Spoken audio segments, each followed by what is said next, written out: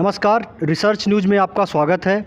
आज हमारे साथ वार्ड नंबर 6 के विजयी प्रत्याशी योगेंद्र सिंह जी होंगे, जो 2004 से कई बार पंचायती चुनाव लड़ चुके हैं और जीत भी दर्ज कर चुके हैं।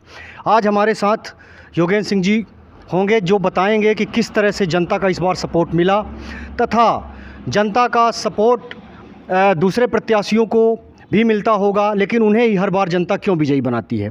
सर, आपका हमारे चैनल में बहुत बहुत स्वागत है। जनता आपको हर बार पंचायती चुनाव में विजयी क्यों बनाती है, इसका क्या कारण है? हम जनता के बीच में रहते हैं और गांव में हर क्षेत्र में काम करते हैं। गांव के जो गरीब मतदाता हैं उनके बीच में रहते हैं, उनका जो सुख दुख में है उनके सहभागी रहते हैं। कभी भी 24 घंटे अगर हमको याद किए, किसी को कुछ काम हुआ, मेरे पास ही आते हैं, मैं उनका जितना हो सकता है मदद करता हूँ। आप वार्ड नंबर 5 के निवासी हैं, लेकिन 6 में भी जाके आपने विजय हासिल की, इसका क्या कारण मानते हैं? ये 6 नंबर मेरे वार्ड से लगा हुआ क्षेत्र है। मैं पिछले पंचवर्षीय 2015 में जनपद, मेरे ही छोटे भाई की मिसेज जनपद सदस्य में लड़ाया था, वो लगभग 850 वोट से जीती थी। 3 पंचायतें हमारे जनपद की थी और उसी से लगी पंचायतें हैं। हम 5 नंबर लड़ना चाहते थे, लेकिन यहाँ पिछड़ा वर्ग रिजर्व हो जाने के कारण लोगों ने 6 नंबर वाले आकर के बोले कि भाई 6, आप 5 रिजर्व 6 आइए। हम बोले कि भाई ये दूसरे का वार्ड है, जिता तो दोगे लेकिन विरोध होगा, लोग वहाँ के कहेंगे कि हमारे में आ गया। मैं किसी को कह नहीं सकता हूँ कि आप भाई बैठ जाओ, चूँकि मेरा अधिकार तो है नहीं, मैं 5 का हूँ। इसके बाद भी जनता, मेरे सरपंच था तो ग्राम पंचायत का काम देख करके, सोसाइटी अध्यक्ष था उसका काम देख करके, पिछले साल जनपद सदस्य मेरी छोटे भाई की मिसेज थी, काम मैं ही करता था, उसको देख करके 6 वाले बोले कि नहीं आप लड़िए और आपको लड़ना ही पड़ेगा और हम लोग जिताएंगे। तो हमको मजबूरी में जाना पड़ा 6 में, और हम 6 में गए और लोगों ने हमको जिताया। आप अपने वार्ड में 6 में अभी क्या कमी देखते हैं और किस तरह से विकास कार्य को प्राथमिकता देंगे, किन कार्यों को पहले प्राथमिकता देंगे? हम 6 में गए तो जो हमारे नज़दीकी 6 पंचायतें हैं, ये तो हम देखे, हम लोग अक्सर जाते आते रहते हैं, तो लगभग काम ठीक है।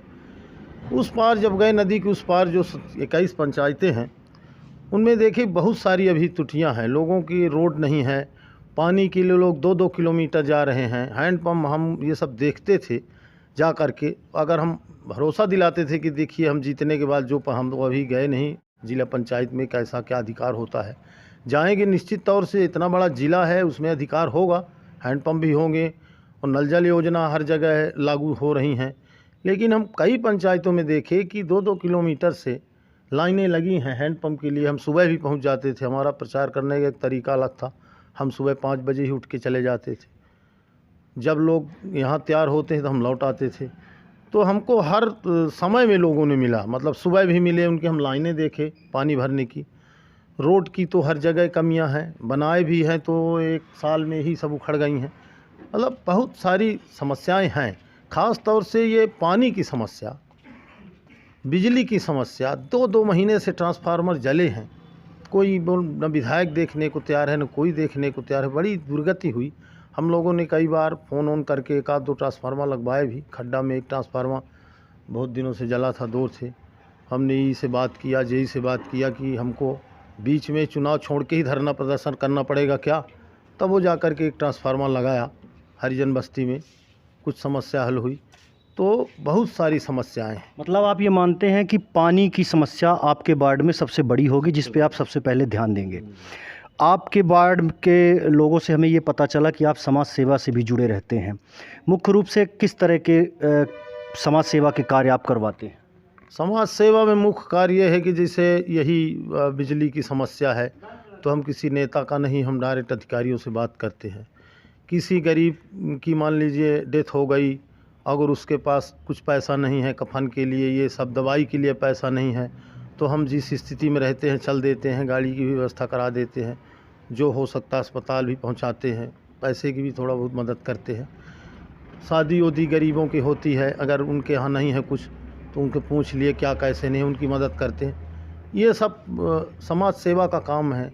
बच्चों का एडमिशन नहीं हो रहा है, उनके लिए कोई समस्या जा रही है, मान लीजिए गरीब है, उसका एडमिशन हायर सेकेंडरी हुआ, कॉलेज में नहीं हो रहा है, उसकी मदद कराते हैं, चाहे खुद करके या कि कहीं से करा के।